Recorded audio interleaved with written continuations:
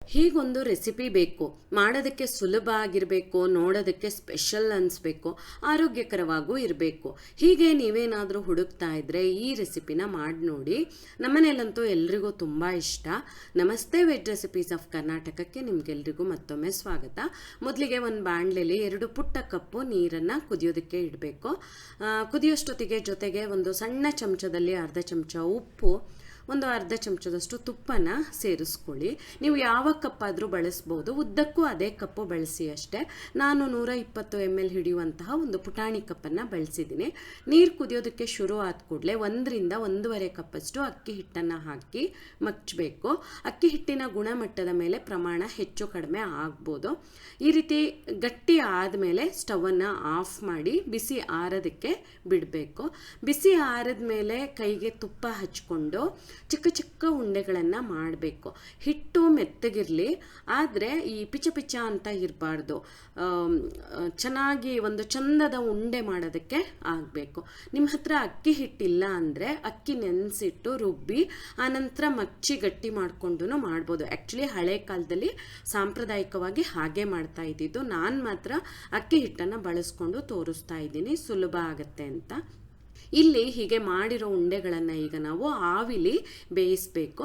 ಆವಿಗೆ ಸೆಕೆ ಅಂತ ಅಂತಾರೆ, ಹಾಗಾಗಿ ಈ ರೆಸಿಪಿಗೆ ಸೆಕೆ ಉಂಡ್ಲಕ್ಕ ಅಂತ ಹೆಸರು. ಬೇರೆ ಬೇರೆ ಹೆಸರಲ್ಲಿ ಕರೀತಾರೆ.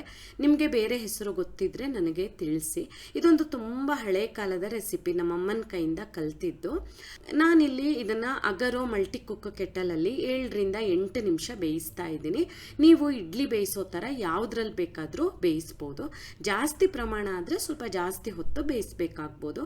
ಈಗ ಇದಕ್ಕೆ ಕಾಯಿ ಬೆಲ್ಲ ಮಾಡಬೇಕು. ಅದಕ್ಕೆ ಒಂದು ಮಿಕ್ಸಿ ಜಾರಲ್ಲಿ 1 ಕಪ್ಪು ಹಸಿ ತೆಂಗಿನ ತುರಿ, ಅರ್ಧ ಕಪ್ಪು ಬೆಲ್ಲದ ಪುಡಿನ, 1-2 ಏಲಕ್ಕಿನ ಹಾಕ್ಕೊಂಡು ಈ ರೀತಿ ಪುಡಿ ಮಾಡಿಕೊಂಡು ಆನಂತರ ಒಂದು ಬಾಣಲೆಗೆ ಹಾಕಿ 1-2 ನಿಮಿಷ ಹೀಗೆ ಮಚ್ಚುತ್ತಾ ಇದ್ದೀನಿ. ಈ ರೀತಿ ಮಚ್ಚೋದು ಆಪ್ಷನಲ್ಲು.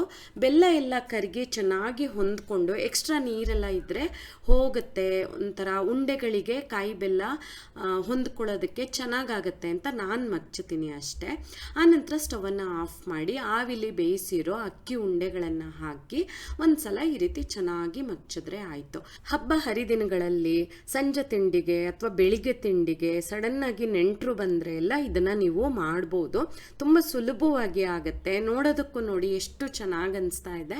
ತುಂಬ ರುಚಿನೂ ಇರುತ್ತೆ. ಆರೋಗ್ಯಕರವಾದ ಸಿಹಿ ತಿನಿಸು ಇದು. ಮಕ್ಕಳಂತೂ ತುಂಬ ಇಷ್ಟಪಡ್ತಾರೆ. ಮಾಡಿ ನೋಡಿ. ನಿಮ್ಗೆ ಈ ವಿಡಿಯೋ ಇಷ್ಟ ಆದಲ್ಲಿ ಲೈಕ್ ಮಾಡಿ, ಶೇರ್ ಮಾಡಿ, ಕಮೆಂಟ್ ಮಾಡಿ, ಹಾಗೆ ನಮ್ಮ ಚಾನಲಿಗೆ ಸಬ್ಸ್ಕ್ರೈಬ್ ಮಾಡೋದನ್ನು ಮರಿಬೇಡಿ. ಧನ್ಯವಾದಗಳು.